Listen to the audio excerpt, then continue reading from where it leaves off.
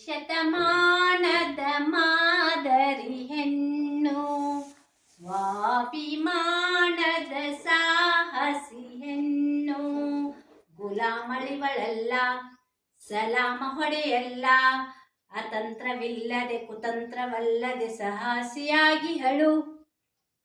ಎಲ್ಲರಿಗೂ ಮಹಿಳಾ ದಿನಾಚರಣೆಯ ಶುಭಾಶಯಗಳೊಂದಿಗೆ ನಾನು ಉಮಾ ಮಹೇಶ್ ಮಾಡುವ ನಮಸ್ಕಾರಗಳೊಂದಿಗೆ ಇವತ್ತು ಮಹಿಳಾ ದಿನಾಚರಣೆ ನಮ್ಮೆಲ್ಲರ ಸಂಭ್ರಮದಲ್ಲಿ ಮಹಿಳೆ ಒಂದು ಸಮಾಜದ ಕಣ್ಣು.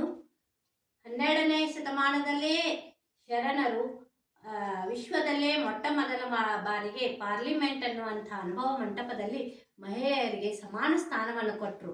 ಹೆಣ್ಣು ಹೆಣ್ಣಲ್ಲ, ಹೆಣ್ಣು ರಕ್ಕಸಿಯಲ್ಲ, ಹೆಣ್ಣು ಸಾಕ್ಷಾತ್ ಕಪಿಲ ಸಿದ್ಧ ಮಲ್ಲಿಕಾರ್ಜುನ ಅಂತ ಶರಣರು ಹೇಳಿದರು. ಕವಿಗಳು ಕೂಡ ಸ್ತ್ರೀ ಅಂದರೆ ಸಾಕಲ್ಲವೇ ಅಂತ ಕೇಳಿದರು. ಋಷಿ ಮುನಿಗಳು ಕೂಡ ಹೆಣ್ಣನ್ನು ಎಲ್ಲಿ ಗೌರವಿಸಲ್ಪಡುತ್ತಾಳ ಅಲ್ಲಿ ದೇವತೆಗಳು ಇರ್ತಾರ ಅಂತ ಹೇಳಿದರು.